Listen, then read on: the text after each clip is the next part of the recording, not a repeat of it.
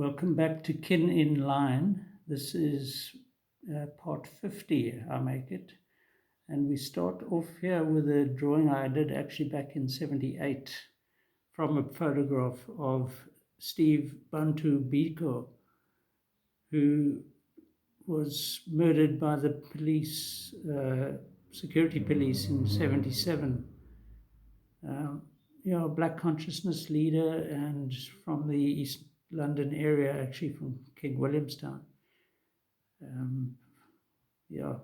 Important person in South African political history. On the same page, at the same time, I did this drawing of Joe Yazbek, who was a PFP mayor of East London for a while.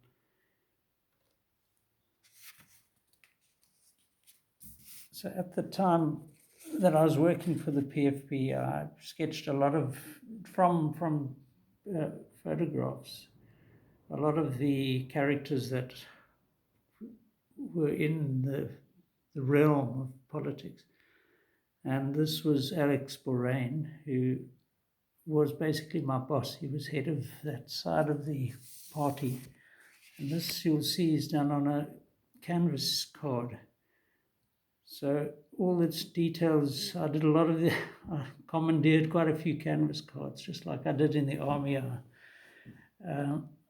So this is quite interesting. You can see member down the right, for, if they were all supporters, NRP, New Republic Party, National Party, out, wasn't there at the time, other, doubtful, should own transport, should they be fetched, polling district, zone. So was really what being an organizer was all about. It was getting information from people, not so much trying to convert them. Here we have Vos Raw. Must have been a nice photo to begin with, but I copied it and made it slightly caricature. Vos was a really large guy with he was with the New Republic Party, and I think he was the leader, and quite overweight. And I remember there was one story of a PFP MP saying, because this guy had said, if we came to power, we'd see something in South Africa we haven't seen before. So the PFP guy said, Vos, if you could pull your stomach in, you would see something you haven't seen before. And this was the only MP we managed to get elected in the East London sort of border area, as we call it. Errol Moorcroft was elected to the Albany district, which included Rhodes University and a little section so Grahamstown, Rhodes University, and a little section of East London and that's hoped that they will be able to swing it their way. But this was old PW again. Certainly not flattering of our man. He was a full-time politician. I mean, he was raised in the National Party. He was a Nazi sympathizer during the Second World War. Not a nice character, really. So this is Frederick von Sail-Slubbert, who really became a great hope for a lot of progressive white South Africans, because he was an Afrikaner, raised in just the same way as all these other National Party leaders. But he found a home in the PFP and really led the liberalisation process, which culminated in Mandela's release and the unbanning of the ANC and so forth. So we have a lot to thank him for. He's been undervalued for the contribution he made, I believe. We've seen this guy before. This was his predecessor, Colin Eglin. Little cartoon-like characters here. This was Yapi Basson, also showed him earlier. I think he and Slubbert worked together to devise their constitutional proposals for the PFP. And we've seen Zach de Beer previously. I don't know why I gave him like a Hawaiian shirt or something. And yeah, I did this of Donald Woods, the editor of the Daily Dispatch, friend of Biko's. He used to publish Biko's articles under a pseudonym, I think, because he was a banned. I mean, they both ended up being banned, and Woods eventually fled the country in, I think, 78 or 9.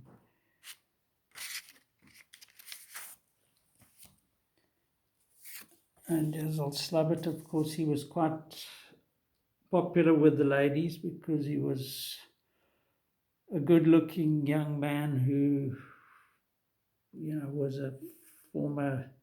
He actually studied at Oxford, was a Rhodes Scholar, I think, and he played for Oxford, I think, and he played rugby, so he was quite an athlete in quite a, I suppose, physical specimen,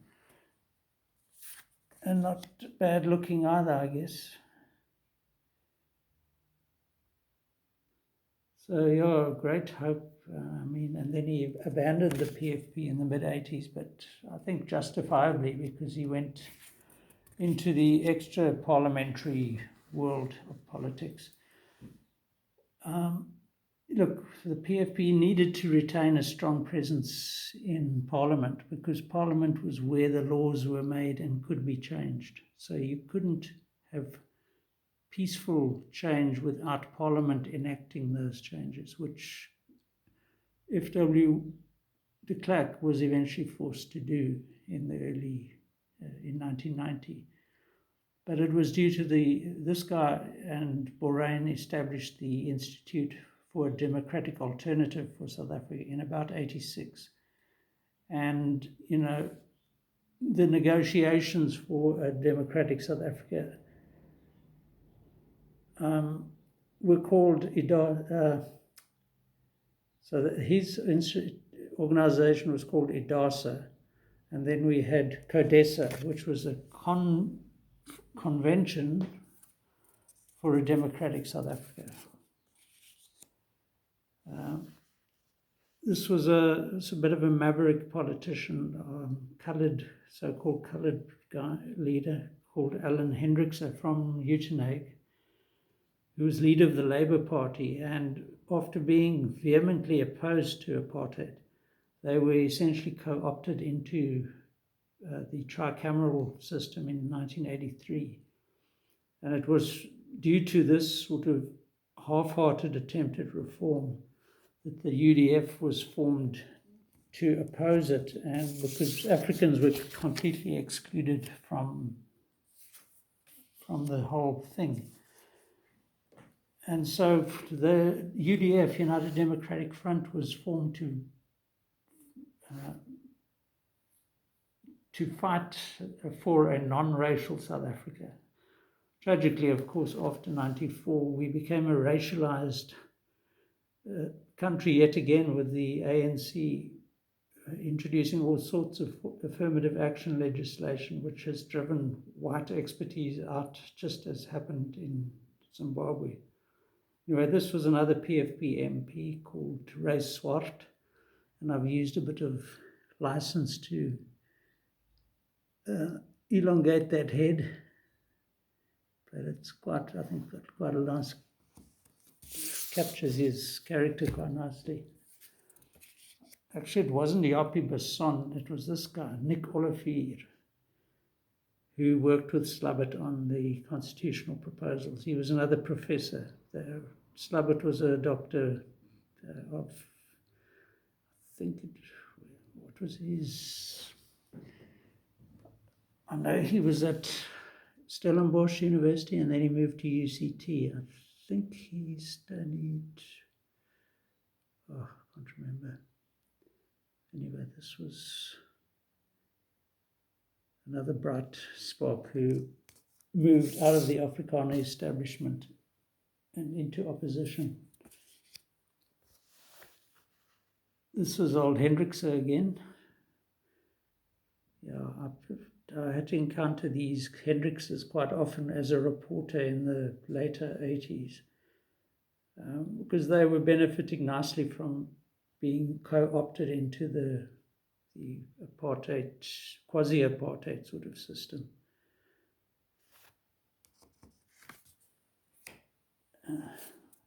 You know, they were working alongside Pierre Veer. So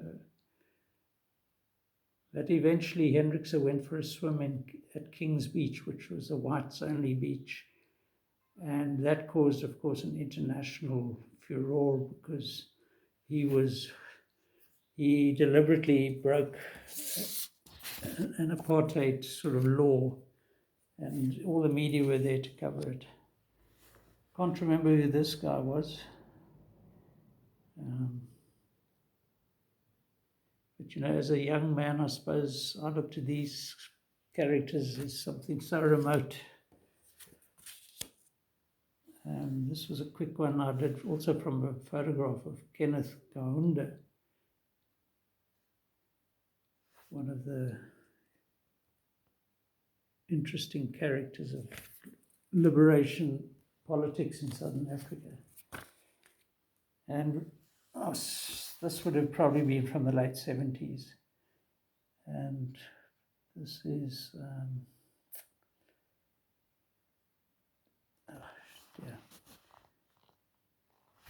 he led the Conservative Party who broke away from the Nats.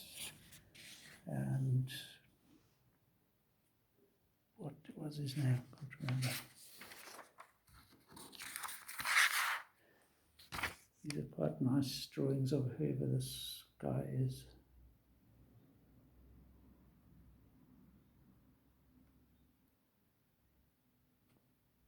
Bit Trainig.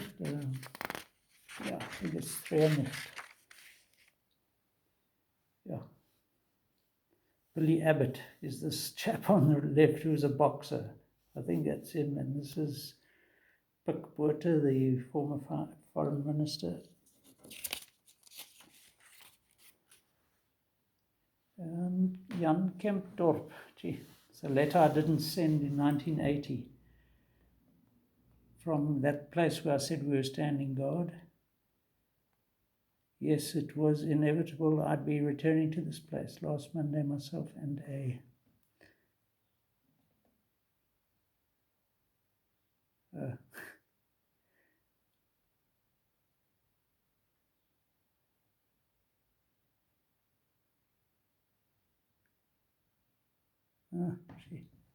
it's like reading an old letter that you've sent somebody and then they've given it back to you years later. So I don't know why I didn't post this thing.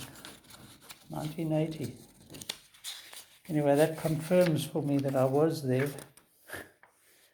I'll be quite interested to reread that. But while we contemplate this weird and wonderful figure, I'll have to call it quits for now, and till next time. Cheers.